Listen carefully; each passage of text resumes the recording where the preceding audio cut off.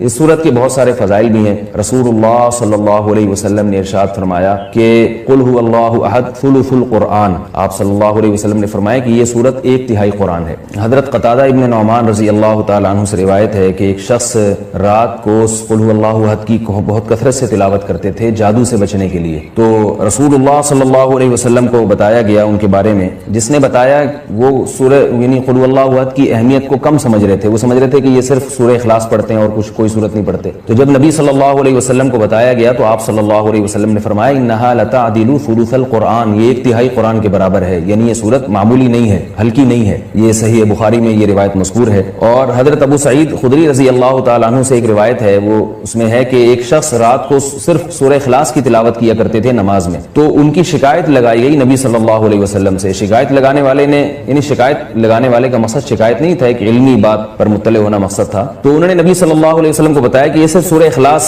پڑھتے ہیں، یعنی وہ بھی سمجھ رہے تھے کہ یہ تو ایک چھوٹی سی صورت ہے اور بھی قرآن پڑھنا چاہیے۔ تو آپ صلی اللہ علیہ وسلم نے اس موقع پر بھی فرمایا کہ انہا لتعدل ثلث القرآن، فرمایا کہ یہ صورت ایک تہائی قرآن کے برابر ہے، یعنی یہ صورت معمولی صورت نہیں ہے۔ حضرت عائشہ رضی اللہ تعالی عنہا سے روایت ہے کہ آپ صلی اللہ علیہ وسلم جب بستر کی طرف جاتے تو آپ صلی اللہ علیہ وسلم قل هو اللہ احد، قل اعوذ برب الفلق، قل اعوذ برب الناس، یہ تینوں صورتیں پڑھ کے اپنے ہاتھ پہ پھونک مارتے اور اپنا ہاتھ پورے جسم پہ پھیر لیتے۔ یہ اہتمام آپ صلی اللہ علیہ وسلم نے اس وقت فرمایا جب آپ صلی اللہ علیہ وسلم پر جادو ہوا، اس کے بعد آپ صلی اللہ علیہ وسلم کا ہمیشہ یہ معمول رہا ہے۔ یہ بھی صحیح بخاری کی روایت ہے۔ صحیح بخاری کی ایک اور روایت میں ہے کہ حضرت عائشہ رضی اللہ تعالی عنہا فرماتی ہیں کہ ایک مرتبہ رسول اللہ صلی اللہ علیہ وسلم نے جہاد کے لیے ایک لشکر بھیجا، تو اس میں جو امام تھے وہ سورہ اخلاص کی بہت زیادہ تلاوت کیا کرتے تھے نماز میں۔ صحابہ کرام کا جب یہ لشکر واپس لوٹا ہے تو آپ صلی اللہ علیہ وسلم کو بتایا گیا کہ یہ سورہ اخلاص بہت زیادہ پڑھتے تھے نماز میں، تو آپ صلی اللہ علیہ وسلم نے ان سے پوچھا کہ تم یہ کام کیوں کرتے تھے، سورہ اخلاص تم اتنی زیادہ کیوں پڑھتے تھے؟ تو ان صحابی نے فرمایا کہ اس میں رحمان کے اوصاف بیان کیے ہیں، اللہ کی حمد و ثنا ہے،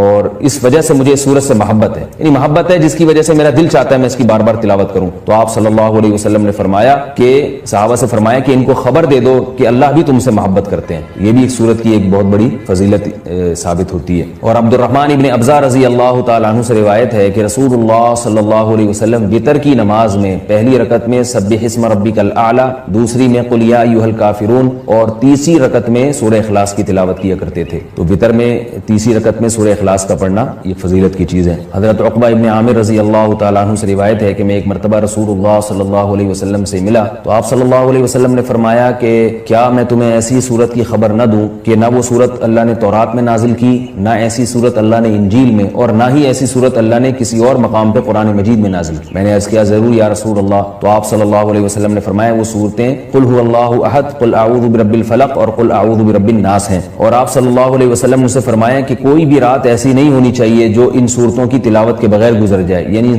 ہر رات میں یہ تینوں صورتوں کی تلاوت لازمی کیا کرو۔ تو عقبہ ابن عامر رضی اللہ تعالیٰ عنہ فرماتے ہیں پھر پوری زندگی مجھ سے کبھی بھی ان تینوں صورتوں کی تلاوت رات میں نہیں چھوٹی اور کبھی بھی ناغہ نہیں ہوا۔ اور حضرت ابو ہریرہ رضی اللہ تعالیٰ عنہ سے ایک اور روایت ہے کہ رسول اللہ صلی اللہ علیہ وسلم نے کسی شخص کو قل اللہ احد کی تلاوت کرتے ہوئے دیکھا تو آپ صلی اللہ علیہ وسلم نے فرمایا کہ واجب ہو گئی۔ صحابہ نے پوچھا یا رسول اللہ کیا چیز واجب ہو گئی؟ آپ نے فرمایا کہ اس کی تلاوت کرنے والے کے لیے جنت واجب ہو گئی۔ یہ تو اس صورت کے کچھ فضائل تھے جو میں نے آپ کے سامنے بیان کیے۔ اس صورت میں ہمیں اسباق کیا ملتے ہیں؟ پہلی تو سبق ہمیں توحید کا ملتا ہے کہ اسلام توحید کے بغیر کامل نہیں ہے، بلکہ اسلام مقبول ہی نہیں ہے۔ آج بہت سارے لوگ اللہ تعالیٰ کو معبود تو کہتے ہیں مگر اللہ کے سوا مشکل کشا، حاضر ناظر اور مختار کل ایسے ایسے الفاظ ایجاد کیے ہوئے ہیں جو غیر اللہ پر بھی اس کا اطلاق کرتے ہیں۔ بعض لوگ قبر پرستی کا شکار ہیں، بعض لوگ رسول اللہ صلی اللہ علیہ وسلم کو عالم الغیب کہتے ہیں، حاضر ناظر کہتے ہیں، جبکہ ہمیں اس صورت میں کیا سبق مل رہا ہے کہ اللہ یکتا ہے، اس جیسا کوئی بھی نہیں۔ تو اللہ اگر مشکل کشا ہے، حاجت روا ہے، تو پھر اگر ہم مخلوق کو بھی مشکل کشا اور حاجت روا کہہ دیں تو اس کا مطلب یہ ہوا کہ مخلوق بھی اللہ جیسی ہے۔ اس لیے کہ جو معبود ہے اس کی دو بنیادی صفات ہیں، علم اور قدرت۔ معبود میں دو چیزوں کا ہونا ضروری ہے، یعنی آپ جس کی عبادت کرتے ہیں اس میں دو صفات کا علی وجہ الکمال ہونا ضروری ہے۔ ایک یہ کہ اس کی قدرت کامل ہو، وہ جو چاہے کر سکتا ہو،